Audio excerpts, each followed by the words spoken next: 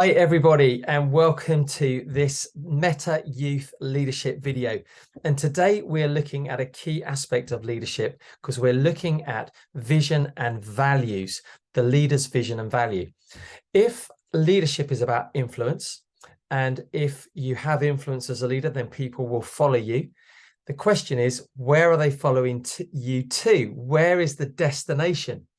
And leadership that brings vision is good, but leadership that has no vision means people don't know where they're going, and therefore you don't know where you're heading.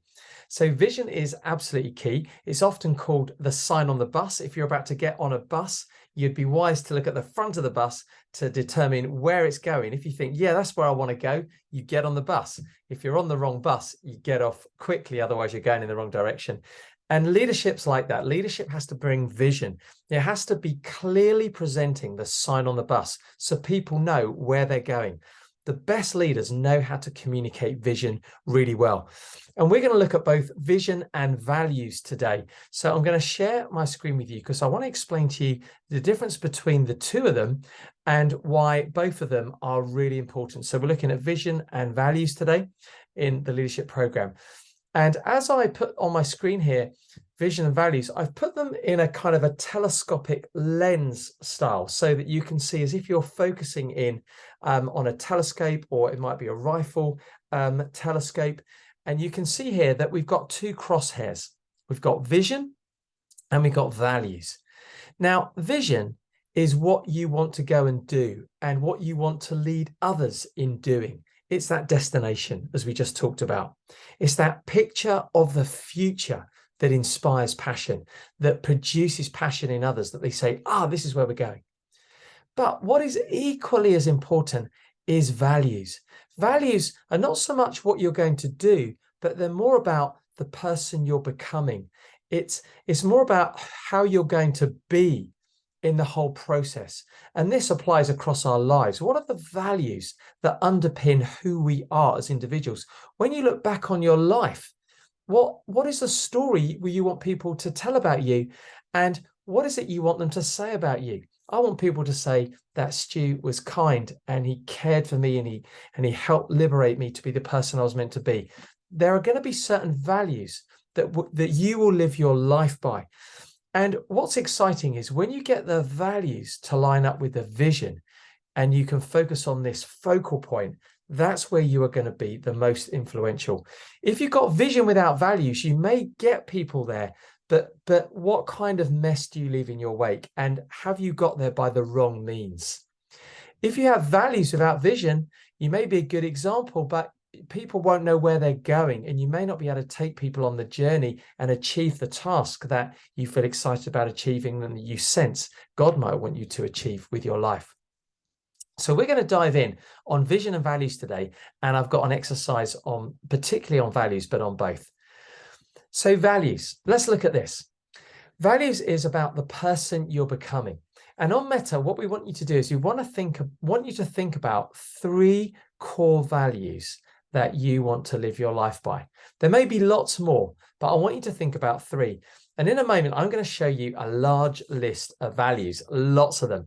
And I want you in the homework this week to think about what of these values, which of them are most important to you? Which ones, they might be because you aspire to them. Which ones do you aspire to more? And you think, I just need that in my life. I want that.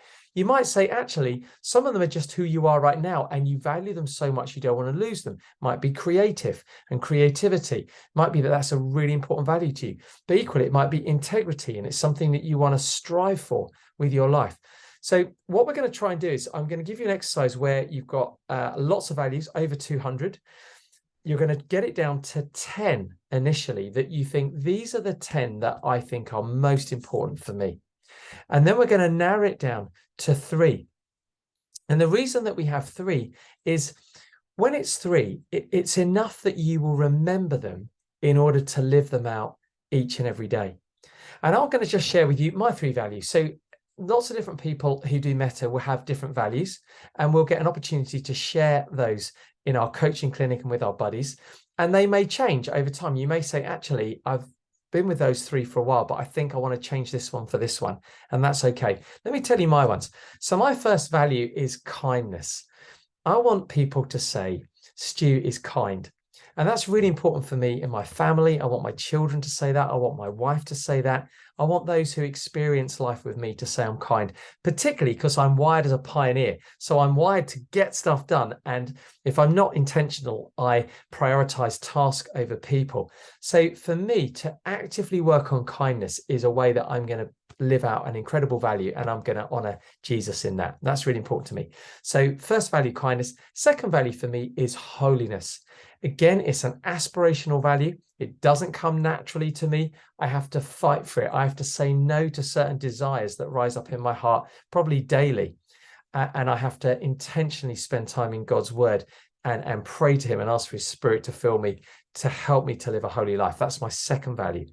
My third value is called liberation. It's liberation. And it's because I believe that my life is to liberate others to live their best lives, to reach their full potential, the life that God's got for them. So liberation of others is my third value. So I have kindness, holiness, and liberation. And that means for me, I can wake up each day and say, Lord, please help me. I pray into this. Help me to be a person who's kind, who's holy, and who liberates others today. So that's the task. We're going to get you to think around values. I really want you to pray about these, perhaps check them with family, friends, with your buddy, and we're going to talk about them in the coaching clinic. And here is the scary list. Don't be completely terrified by this list, but there are 222 potential values. You may find that a value you want to live by isn't even on this list. You may say, actually, there's another one, and that's fine.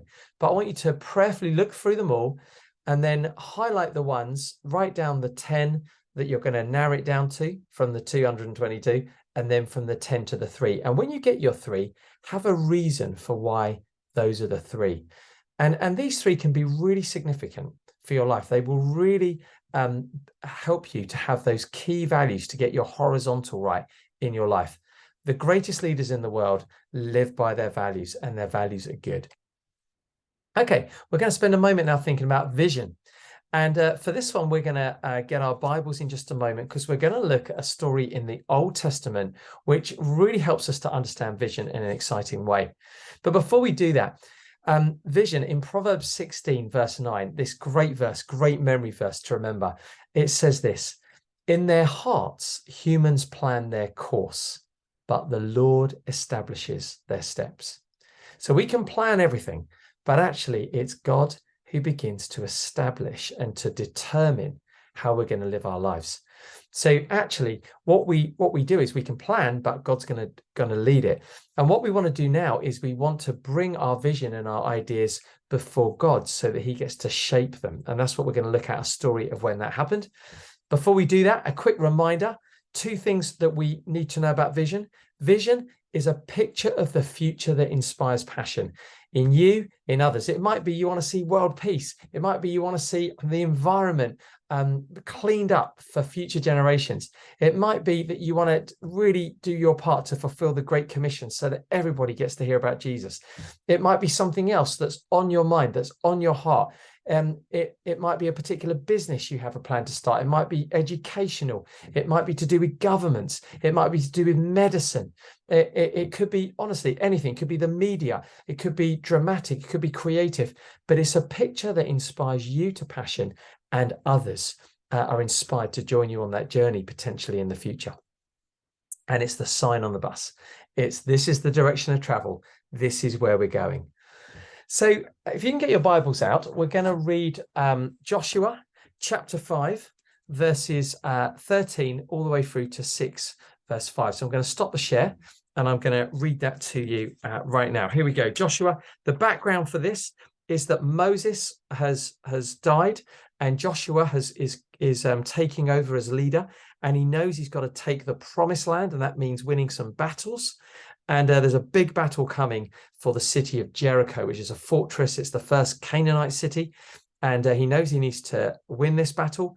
And he's about to go and take the troops to fight it.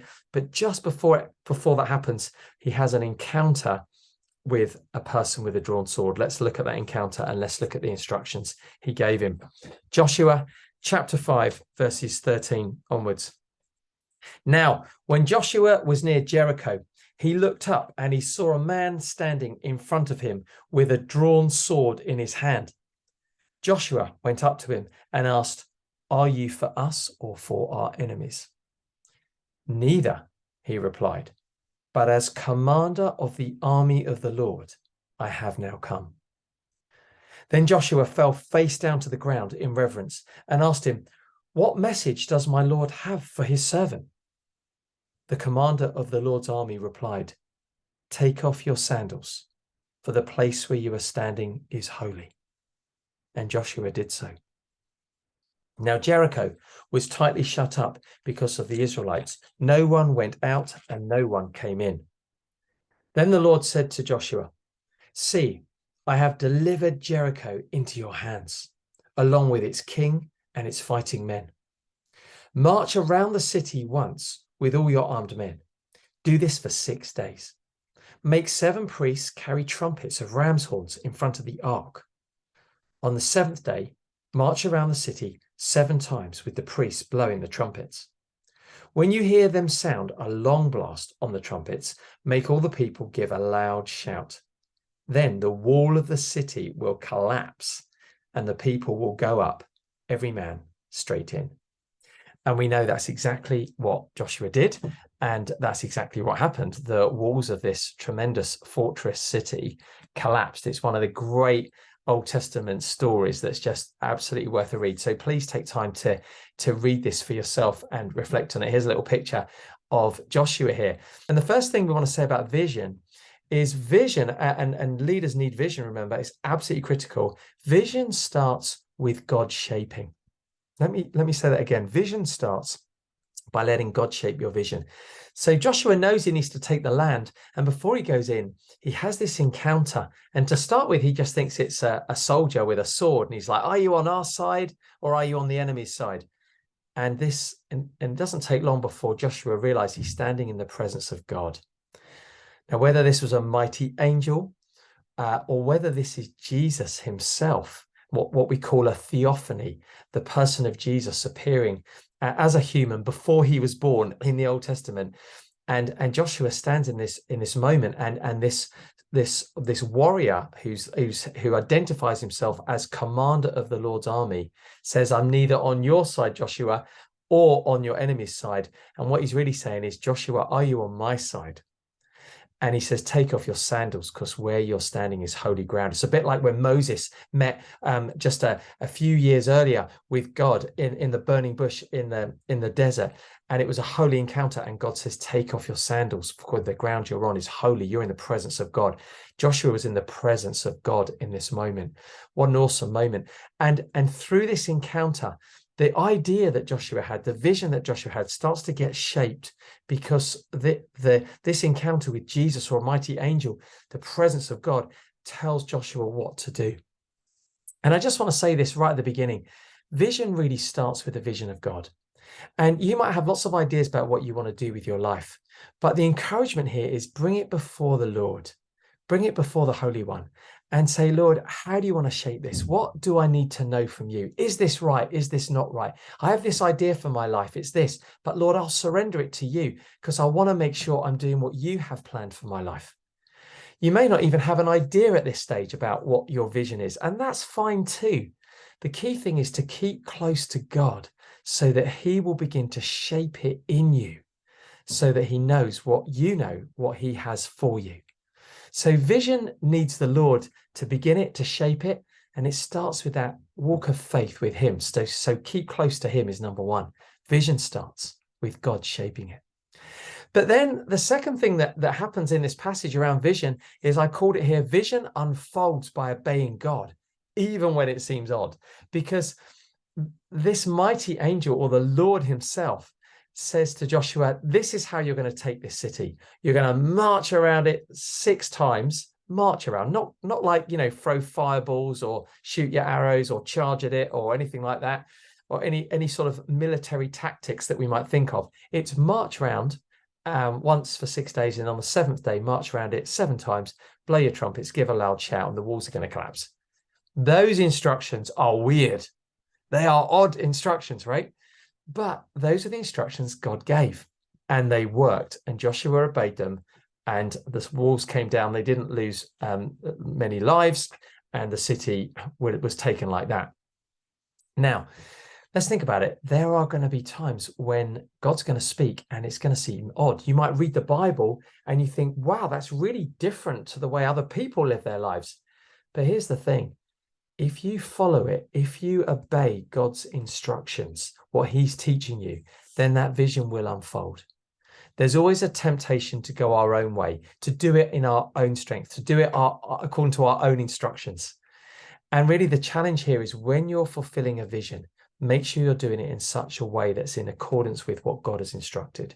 And that, of course, is what we said last week. It's holding on to God's word, learning it, reading it, digesting it so that you're on track, so that you know the instructions for life and for that vision. So that's secondly. And lastly, vision succeeds when we build a team. What I love about this passage is that they're all involved. They're all marching. You've got warriors fighting men. You've got priests. You've got those carrying trumpets. You've got those carrying the ark. They're all involved in some way or another. And vision takes everyone with you. Great leaders take everyone with you, and great leaders know how to build a team. And that's one of the things we really want to grow those skills in you over Meta. We're trying to help you to grow in self-awareness so that you're a leader people want to follow, grow in character so that people want to follow you because you're good. Those values are good. But also we're teaching you skills of how do you navigate the right support and challenge in order to build healthy team, in order to enable all the gifts of others to be involved and be used towards that vision. So vision succeeds when we build a team. These are key things around vision. And so as we land on this video, here's the homework. First of all, go and do that values exercise. Go from the 200 plus values down to 10, then down to 3 values that you're going to live your life by. Secondly, have a moment this week before our coaching clinic when you ask God, what is the vision of your life? Lord, show me, what do you want me to do? What an exciting prayer to pray to God. What does he want you to do? Ask him to reveal it. And if you've already got an idea, ask him to shape it. Ask him to show you, is that bang on or is it way off? And so I really want to encourage you to do that. Those are 2 exciting things to do. Just a little verse as we finish. Proverbs 16:3, one of my favorite verses. Again, one to remember. Commit to the Lord whatever you do, and your plans will succeed. Thanks very much, guys. Great to be with you today. See you soon. Bye.